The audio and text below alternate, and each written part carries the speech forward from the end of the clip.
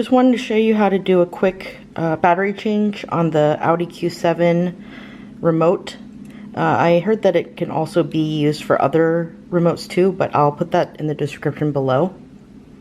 So basically there's these two tabs on each side here, and you push down and then the key comes out. Put the key aside.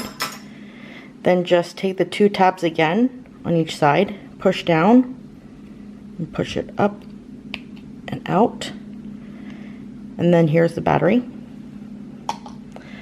This takes the battery size CR2032.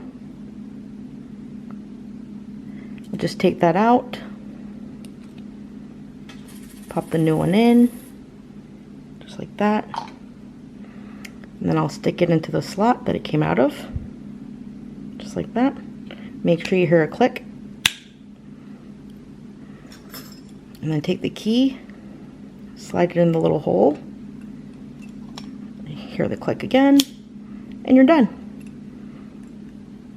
Hope that helps. If you have any questions, leave them in the comments below, and I'll try to get back to you as soon as I can. Thanks, guys.